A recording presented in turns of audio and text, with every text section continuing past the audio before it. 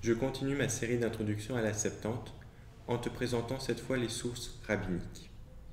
Je vais d'abord te les lire, il y a plusieurs extraits, issus notamment du Talmud, et ensuite t'en proposer une petite explication, car tu vas le voir, il y a un changement extrêmement important concernant la perception de la Septante.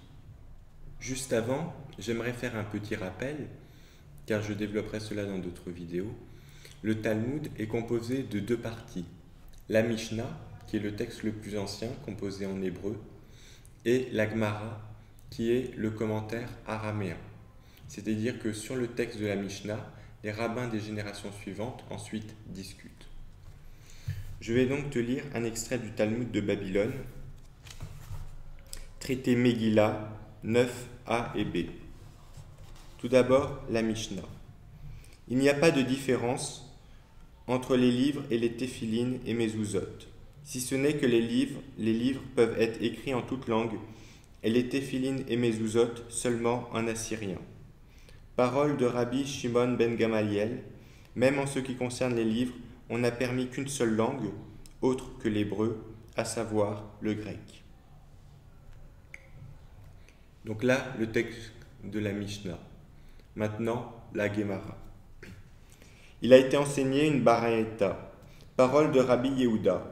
Même si nos maîtres ont permis l'usage du grec, ils ne l'ont fait que pour le rouleau de la Torah, et à cause de ce qui était arrivé avec le roi Ptolémée. Car il a été enseigné une baraita, histoire du roi Ptolémée. Il fait venir 72 anciens, qu'il mit dans 72 maisonnettes, sans leur faire savoir pour quel projet il les avait fait venir. Puis, il alla voir chacun et leur dit, « Mettez-moi par écrit la Torah de Moïse, votre maître. » Alors, le saint béni soit-il, envoya à chacun une bonne inspiration dans son cœur, et ils furent tous unanimes dans leur jugement. Ils écrivirent pour lui les phrases suivantes. Suit ensuite une liste de versets qui ont été modifiés par les traducteurs. Je ne vais pas te la lire maintenant, car je t'en parlerai dans une autre série de vidéos lorsque j'évoquerai les corrections de scribes, c'est-à-dire les textes de la Bible qui ont été modifiés par les scribes. Je te lis donc la fin. Rabbi Shimon ben Gamaliel a dit, « Même en ce qui concerne les livres, on n'a permis qu'une seule langue, à savoir le grec. » Selon Rav Abaou, Rabbi Yohanan disait, « La halara suit Rabbi Shimon ben Gamaliel. » Et, ajoutait Rabbi Yohanan, « Quelle raison donnait Rabbi Shimon ben Gamaliel ?» Ces mots de l'Écriture, « Dieu mettra au large Japheth, et il résidera dans les tentes de Sem. » Genèse 9, verset 27. Les actions de Japheth seront dans les tentes de Sem, mais quoi? Et Gomère, et Magog? Rabbi Iya Baraba répondait, le sens de ces mots est que Japheth a de plus beau résidera dans les tentes de Sem. Alors, texte un peu complexe,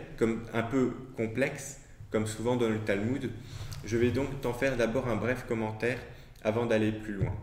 En fait, il y a une discussion entre les rabbins sur quelle langue on peut utiliser pour les téphilines, les mezuzot et les livres de la Bible.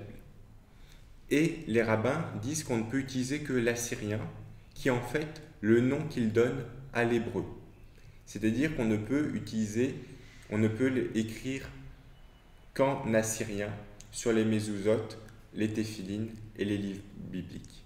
Mais certains rabbins disent qu'il y a une exception et que les livres de la Torah, les 5 premiers livres de la Bible, peuvent être traduits en grec et que cela a été effectué sous le roi Ptolémée. Et pour justifier cette dérogation, ils vont citer un verset de la Genèse où il est dit que Japheth repose dans les tentes de Sem. Genèse 9, verset 27. Ce qui est intéressant, c'est que dans le court récit, on voit qu'il y a que le rabbin qui parle de la traduction de la Septante insiste sur l'inspiration, puisqu'ici, les traducteurs ne sont plus tous ensemble, mais chacun séparé dans une cabane, et c'est le Dieu qui, par son esprit, les inspire pour faire exactement la même traduction et les mêmes modifications. On a donc là une accentuation du caractère miraculeux de la Septante. À ce moment-là, la Septante est encore vue de manière positive. On a d'ailleurs un autre texte qui confirme cela, qui est toujours dans le Talmud, mais dans le traité Souka 51b. C'est la Gemara que je vais te lire. Nos rabbins ont enseigné, qui n'a pas vu le bâtiment du temple n'a jamais vu de sa vie un édifice splendide. De quoi s'agit-il? Abaye, ou si l'on veut, Rabbi Isda, dit du temple d'Hérode. Il a été enseigné. Rabbi Yehuda a dit, qui n'a pas vu la synagogue à colonnade double d'Alexandrie d'Égypte, n'a jamais vu la gloire d'Israël. On raconte ceci. C'était une immense basilique, avec rangée sur rangée de colonnes. Parfois il s'y trouvait le double du nombre des Hébreux sortis d'Égypte. Et il y avait 71 sièges d'or, correspondant aux 71 membres du grand Sanhédrin, dont chacun valait au moins 21 talents d'or. Au centre se trouvait une estrade de bois, où le chantre se tenait une écharpe à la main. À la fin de chaque bénédiction, il agitait l'écharpe et tout le peuple répondait « Amen ». Donc ici, il n'est pas question directement de la traduction de la Septante, mais de la synagogue de la communauté judéenne d'Alexandrie. Or, comme tu peux le constater, elle est décrite de manière extravagante sous forme d'hyperbole, mais qui montre que les rabbins admiraient grandement cette synagogue. À cette époque, la Septante était donc encore extrêmement bien vue, puisque d'après les rabbins, il n'y a qu'en grec que l'on pouvait traduire véritablement les Écritures. Mais ce point de vue positif va ensuite changer radicalement. Et je vais te lire un extrait d'un autre texte rabbinique qu'on appelle le Maseret Sefer Torah. Je lis. 70 anciens écrivirent la Torah en grec pour le roi Ptolémée. Ce jour-là fut aussi mauvais pour Israël que celui où ils avaient fabriqué le veau d'or. Car la Torah ne pouvait pas être traduite de façon satisfaisante. Autre texte, Megillat Ta'anit. Le 8 Tevet, la Torah fut écrite en grec sous le roi Ptolémée, et il y eut 3 jours d'obscurité sur la terre. Bon, je vais m'arrêter là, mais on pourrait citer d'autres sources. Comme tu peux le constater ici, la traduction est assimilée à un événement extrêmement négatif, puisque dans le premier texte, elle est même comparée au veau d'or. Pourquoi? Parce qu'ils estiment que le texte ne peut être qu'en hébreu et que cette traduction grecque est donc une falsification. En fait, on va voir que ce changement de point de vue s'explique par une autre raison.